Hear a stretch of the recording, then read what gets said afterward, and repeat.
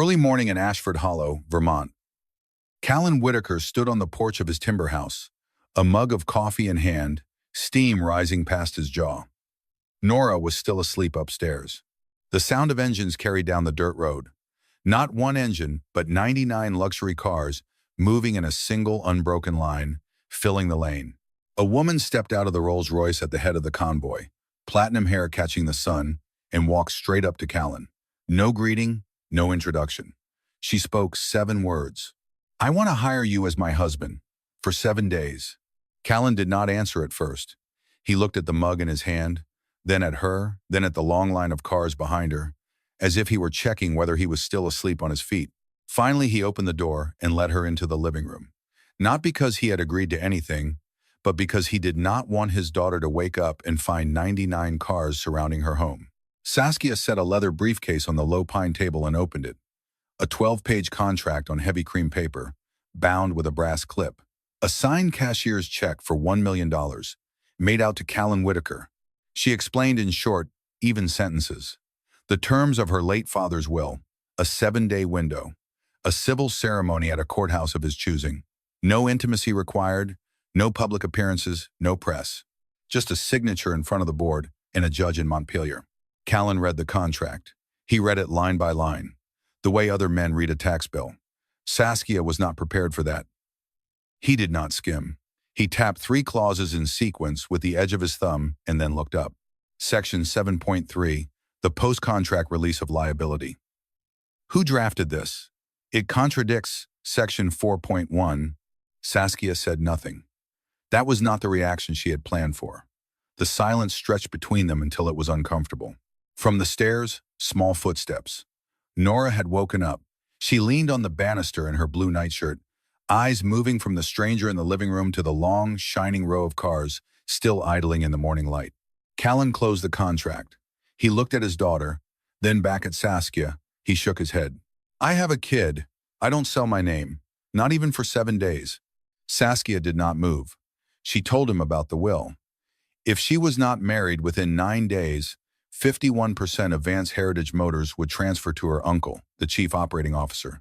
512 factory workers would lose their jobs in the first restructuring quarter. She had not come here for herself. She had come for them. Callan held her gaze longer than courtesy allowed. She did not cry. She did not plead. She simply stood straight, the way a woman stands when she has spent 37 years learning not to fold. He shook his head again. He asked her to leave. Saskia placed a business card on the table. She turned and walked out. The convoy rolled forward, a polished ribbon of metal withdrawing from the dirt road, leaving only dust and silence behind it. Nora came down the stairs in her socks. She picked up the card. She read the name printed on it, traced the embossed logo with her fingertip, and held it up to the morning light to watch the gold leaf catch. "Dad, she has a 1934 Duesenberg Model J. Mom had a model of that one. She kept it on the top shelf." Callan closed the door and leaned back against it. From the breast pocket of his flannel shirt, a creased envelope slipped out and landed face up on the floor. A final notice from the bank. The restoration shop loan had gone 90 days past due. Foreclosure proceedings would begin in 14 days. He looked at the letter. He looked at the business card in his daughter's hand.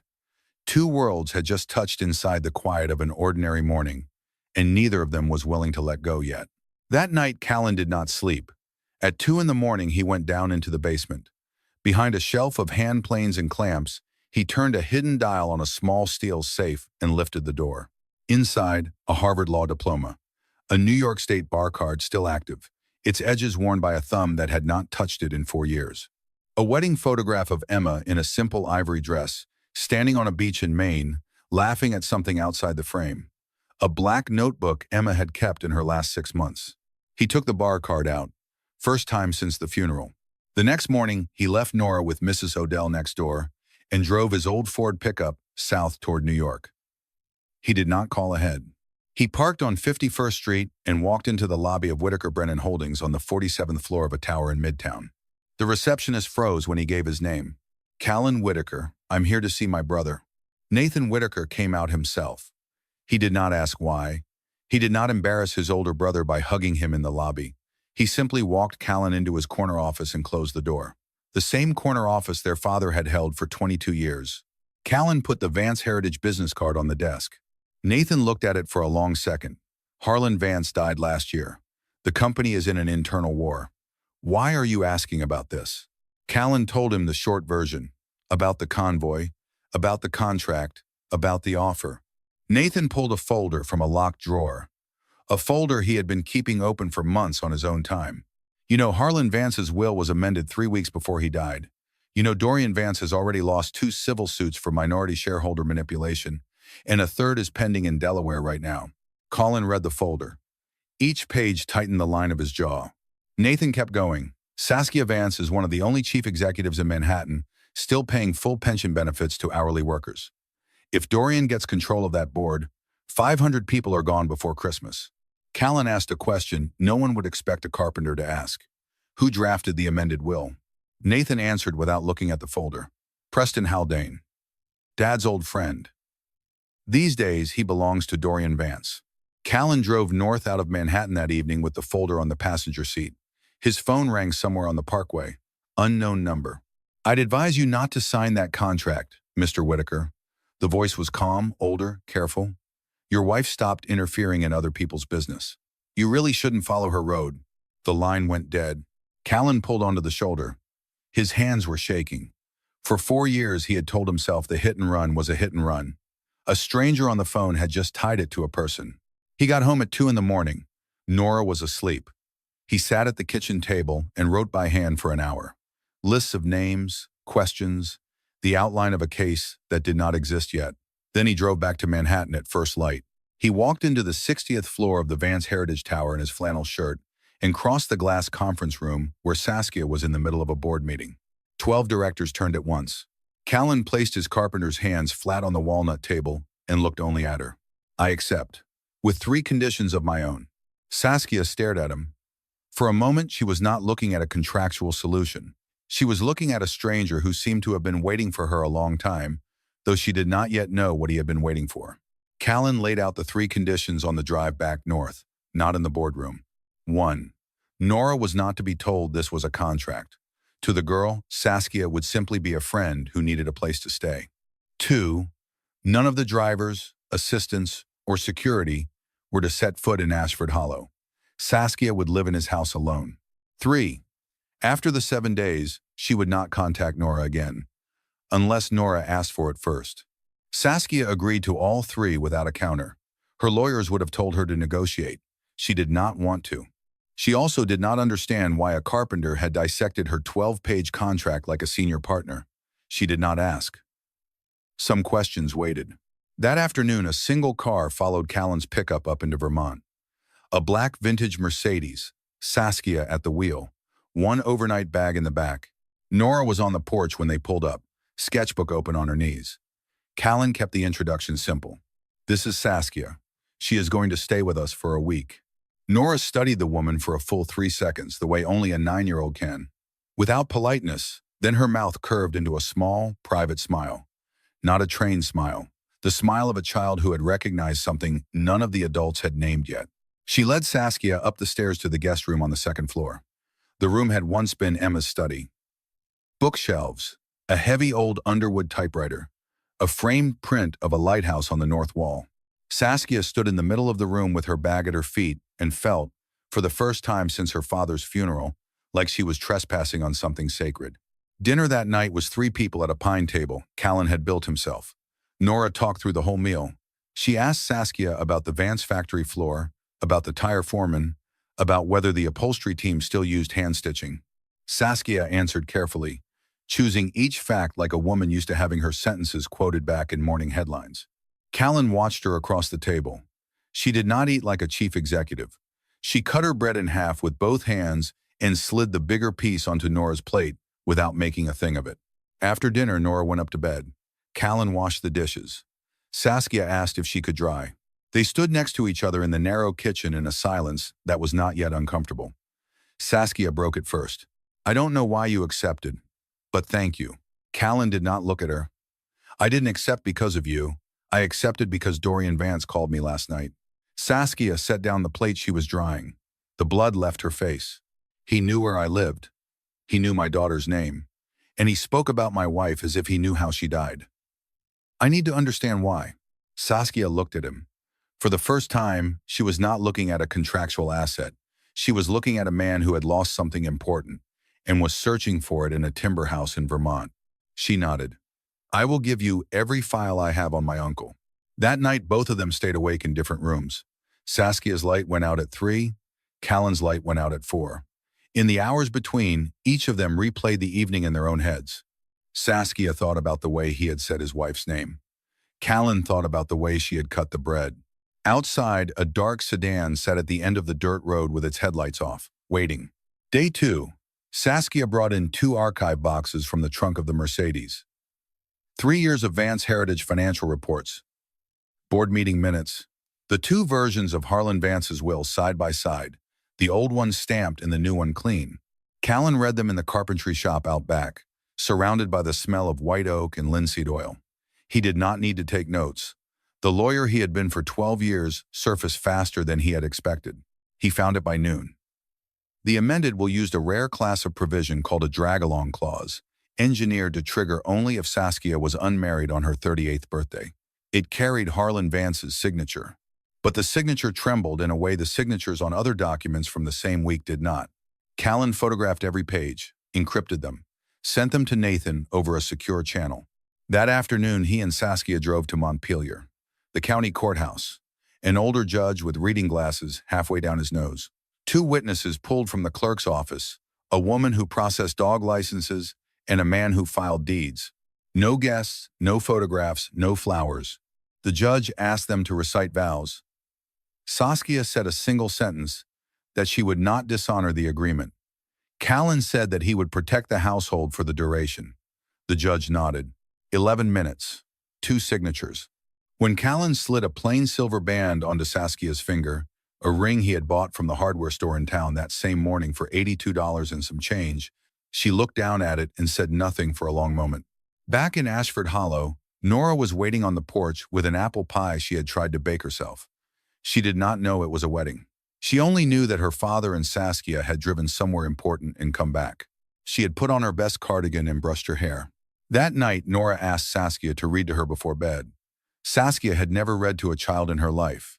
She sat on the edge of the mattress and opened The Wind in the Willows. Her voice was stiff for the first page and softened by the second. Callan stood outside the door and listened. He did not step in. When Nora was asleep, Saskia came down to the kitchen. Callan had just finished brewing tea. I have something to show you. He laid out the copies of the will on the table and pointed to the drag-along clause. He explained it in the precise, unhurried language of a man who had spent a decade in a Boston tower. Clear. Certain. Lethal. Saskia looked up at him. You are not a carpenter. Callan was silent for a moment. Then he said, I am both. He told her briefly about the 47th floor, about Emma, about the day he cleaned out his office and drove his daughter north, about the photograph in the basement safe. Saskia did not ask him for the long version. She said only, Your wife must have been a strong woman. Callan nodded. Emma was a forensic accountant. She was killed in a hit and run. The driver was never found. The silence stretched. A moth tapped at the window above the sink. Somewhere outside, a dog was barking at nothing. Saskia asked quietly, Do you think my uncle was involved? I don't think anything yet. I need evidence first. She placed her hand on the table. Not on his hand. Just near it. Then we find it. The word we settled between them like something newly grown, still unfamiliar, not yet named by either of them out loud.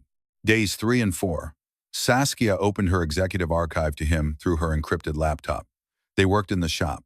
By day, Callan planed white oak for a chest of drawers commissioned by a family in Burlington. By night, the two of them cross-referenced 3 years of auction records from the Vance Heritage private collection. Callan found the pattern on the second evening. The same car, a 1938 Bugatti Type 57, had appeared in 3 separate auctions in 3 different cities over 18 months. Each time under a slightly altered vehicle identification number. Each time the buyer was a different offshore shell registered in Panama, the Caymans, and Jersey. Each time the counsel of record was the same man, Preston Haldane. Always Preston Haldane. It was money laundering. Classical, elegant, and Dorian Vance was sitting at the center of the whole mechanism, moving roughly $40 million across 3 continents under the cover of a single chassis. The scheme had been running for at least 6 years. It had almost certainly started before Harlan got sick. Saskia lowered herself onto the workbench beside him. She had worked at Vance Heritage for 12 years. She had never seen the numbers on her own laptop the way he was seeing them now. He looked at them the way a doctor looks at a wound. Nora knocked on the shop door with 2 mugs of warm milk. She stayed. She climbed onto the spare stool and drew the Bugatti into her sketchbook from memory, lines as clean as a draftsman's. A 9-year-old who had been taught to see shape by a forensic accountant who used to draw cars on napkins for her over breakfast. My mom had this one. Saskia looked at the sketchbook. The proportions were astonishing for a 9-year-old. The curve of the fender copied down to the chrome reflection on the headlight housing. Nora asked, without looking up. Do you know why my mom died? The question landed like a dropped chisel on a concrete floor. Saskia looked at Callan. Callan gave the smallest possible nod. Permission. Saskia got down onto her knees, so her eyes were level with the girls. I don't know, sweetheart. But I am helping your dad find out. Nora studied her for a long moment. Then she stepped forward and hugged her. Arms around Saskia's neck, small and certain and completely unrehearsed. Saskia went still. It was the first time a child had put arms around her in 15 years. Callan turned toward the shop window so neither of them would see his face. Late that night, while Callan was in the shower, Saskia's phone buzzed on the guest room nightstand. Unknown sender. 1 line. You think he loves you? He's a lawyer. He is only building a file. Check the safe in his basement tonight. Saskia read it twice. She deleted it without replying. She did not go down to the basement. The next morning, she told Callan about the message over coffee. He walked to the kitchen drawer, took out a small brass key, and set it on the table in front of her. You can open that safe anytime you want. I have nothing hidden from you. But I am grateful you did not open it last night. Saskia did not pick up the key. I don't need it. The 2 of them stood in the kitchen in the slow light of a Vermont morning. Nora was setting 3 plates for breakfast. A family. A false one. But for that minute, no one in the room remembered it was false. Day 5. Merle Tansey drove up from Manhattan without calling ahead. She had been the housekeeper at the Vance estate since Saskia was 6 years old. Late 50s, quiet shoes, careful hands.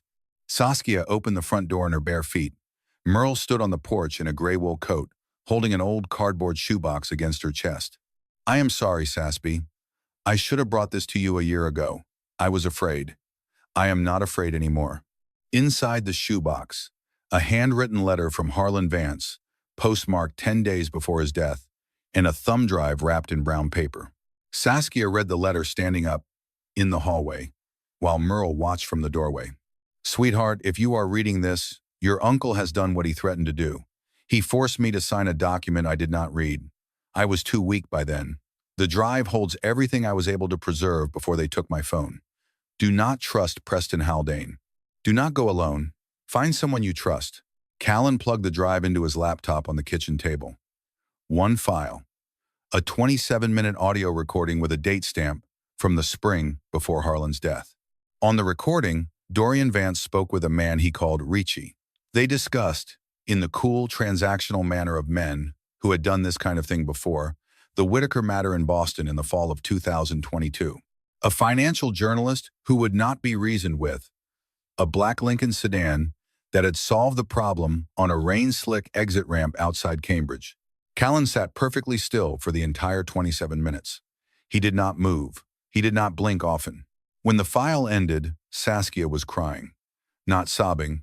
Water simply running down her face without her stopping it. Nora was at school. The house held 3 adults and a recording that had just named the man who killed Emma Whitaker. Callan stood up. He walked out to the shop. Saskia let him go alone. He did not break anything. He stood in front of the workbench for 19 minutes and looked at a half-plane length of white oak. Then he walked back to the kitchen.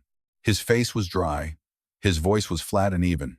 I am not going to handle this the way Dorian expects me to. I am going to use the law. Merle sat down heavily at the kitchen table. I will testify, my younger brother, his immigration status. I know you know about that, Sass. I have made up my mind. I am not going to be quiet anymore. Saskia crossed the room and put her arms around Merle. She held the woman who had raised her through her mother's long dying, who had packed her lunchbox for school for 11 years, who had taught her how to iron a collar and how to write a thank you note. Callan walked to the old landline on the wall and called Nathan. Nathan, I need you to prepare a federal complaint. Money laundering, will tampering, second-degree murder, as a conspirator. The evidence reaches you tonight by courier. That evening, 4 people ate together at the pine table. Callan, Saskia, Nora, Merle. Nora did not understand any of it. She only knew that Merle was a kind woman, that Saskia had cried in the kitchen, and that her father had held her tighter than usual when he kissed her forehead before bed. Later, when Nora was asleep, Callan stood at the living room window with his arms crossed. Saskia came to stand beside him without a word. Neither of them spoke for a long time. Only the wind in the pines. 7 days is not enough, he said finally, almost to himself.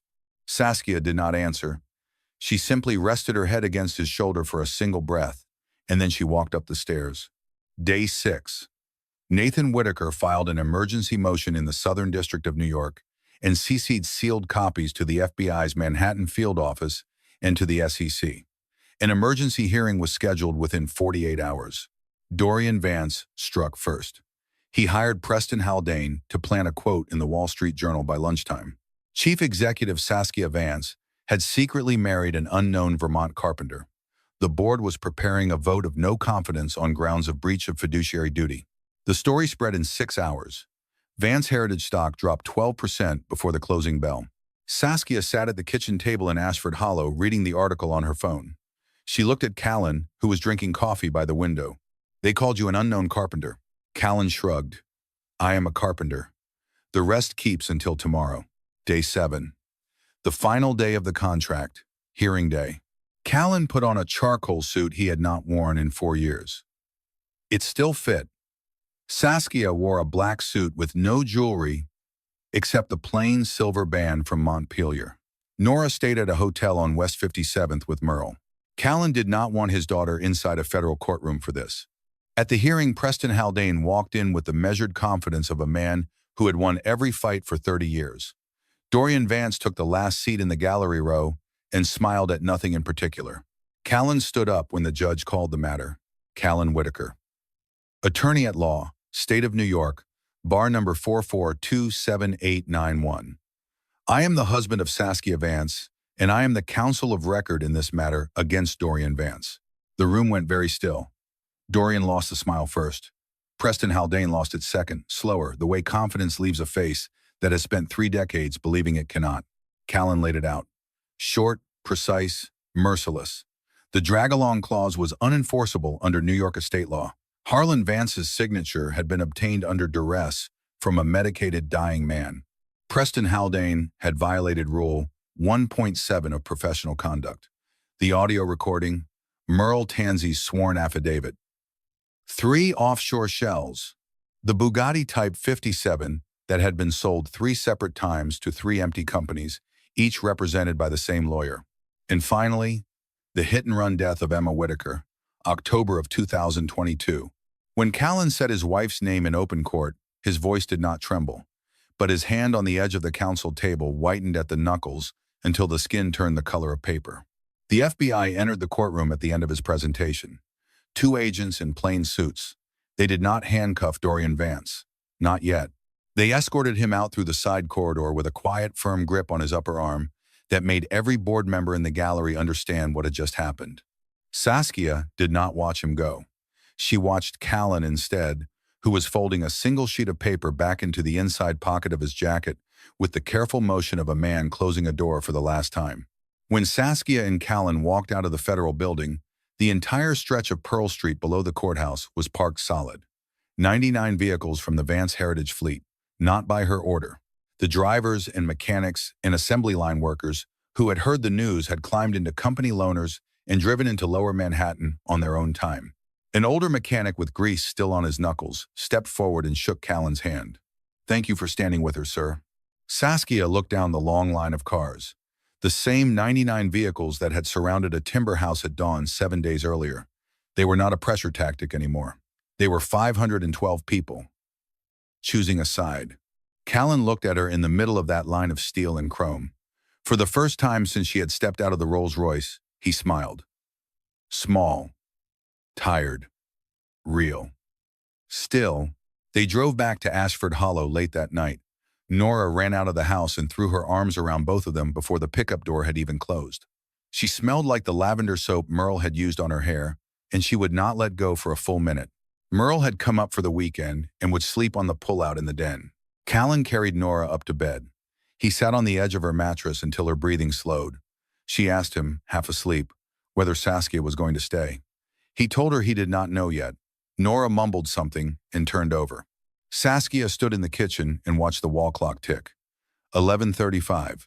The 7-day contract would expire at midnight Eastern Time by the terms of Section 9.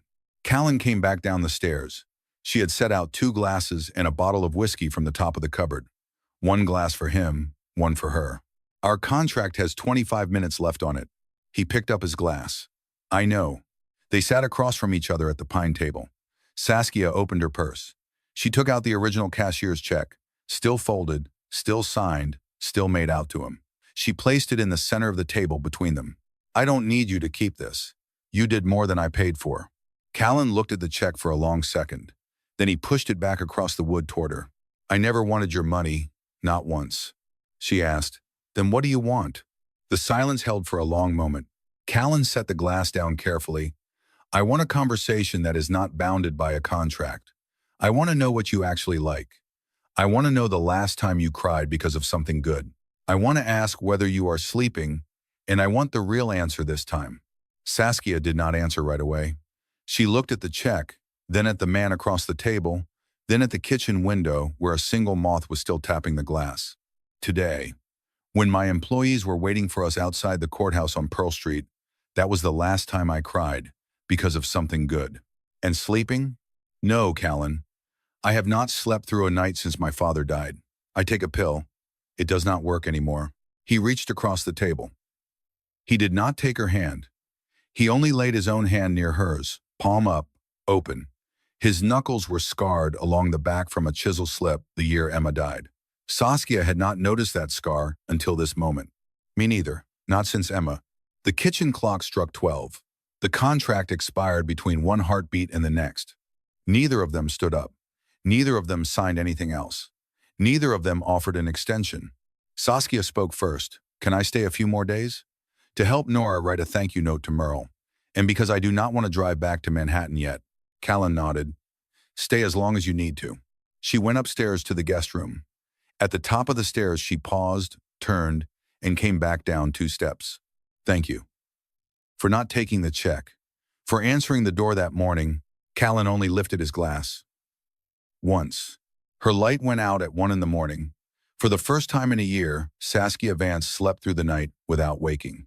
6 months later, Dorian Vance was indicted on charges of money laundering, securities fraud conspiracy, and second-degree murder as a co-conspirator in the death of Emma Whitaker. Bail was denied. Preston Haldane was disbarred by the New York State Bar, stripped of 30 years of practice in one hearing. Vance Heritage Motors restructured under Saskia's leadership. Not a single assembly line worker lost a job. The pension plan was expanded to cover contract drivers and seasonal inventory staff for the first time in company history. Shares recovered within a quarter and kept climbing. Saskia bought a small gray farmhouse at the edge of Ashford Hollow, 3 minutes walk from Callan's place, on a parcel backing onto the same pine ridge. She ran the company remotely 2 days a week and flew down to Manhattan for the other 3. The Rolls-Royce stayed in a Manhattan garage. She drove a used Subaru in Vermont. Nora started calling her Saskia, without the word friend in front, without anyone instructing her to make the change. Callan reactivated his Vermont bar admission. He opened a small office above the carpentry shop, pro bono work on rural eminent domain cases for families in Caledonia County who could not afford a lawyer in Burlington. The sign outside the office was a single pine plank he had carved himself. Whitaker, counsel, 2 days a week. The other 3 days he still worked wood, because a man who had been a lawyer and a carpenter for too long had learned which one fed the other. Nora built what she called a museum of antique cars along her bedroom wall. Every model Saskia gave her was signed underneath in her careful pencil handwriting. Saskia, April. Saskia, May. Saskia, June. Saskia, July, a page of her birthday. On her birthday, Nora asked for one thing, for the 3 of them to drive out to the coast of Maine. They went. Nora took off her shoes and ran down the sand until she was a small blue shape against the gray Atlantic. They fell into a rhythm none of them had planned. Dinner at Callan's 3 nights a week. Dinner at Saskia's farmhouse too. On the weekends, Nora sometimes slept in the spare room at Saskia's place without asking first. Nobody made a speech about any of it. One Tuesday evening in April, Callan drove Saskia out to the western shore of Lake Champlain. They walked along the waterline without talking much. The lake was still cold, the air already carrying something green. He stopped by a low stone wall. He took a small wooden box from the pocket of his flannel jacket. He had made it himself, from a scrap of white oak from the shop. Inside was not a diamond. It was a wooden ring, the grain of the oak still visible, inlaid with a thin thread of silver. The same silver he had slid onto her finger that 11-minute afternoon in Montpelier. Last time, I did not ask you. This time I am. No contract. No clauses. No deadline. Saskia looked at the ring. She had known for 6 months that this might come, and she had never prepared an answer for it. She did not say yes. She simply placed her hand inside his. Callan understood. They walked back along the shore, hand in hand, under an April sky that was still cool and already full of the smell of warming earth. 1 year after the morning 99 cars had stopped in front of his house, they were married in the backyard of the timber home in Ashford Hollow. No luxury cars, no press, no board members. 23 guests in total. Nathan Whitaker and his wife, Merle Tansey and her younger brother, whose paperwork Nathan had finally untangled. 5 Vance Heritage workers, 1 from each shift. 3 of Nora's school friends. A handful of carpenters from town. An old judge from Montpelier, who had asked to be invited after reading about the case. Saskia wore a simple white dress. It was her mother's, altered to fit her by Merle over 6 careful afternoons. Nora was the flower girl. She wore a blue cotton dress and carried a basket of wildflowers from the field behind the shop. When Saskia had asked her if she wanted to walk with her down the grass aisle, Nora had nodded so hard the wreath on her hair slid halfway down over one ear. Nathan officiated. He had written the ceremony himself on the flight up the night before, 3 pages in pencil on hotel letterhead. When it was time to exchange rings, Callan lifted the wooden band with the silver inlay.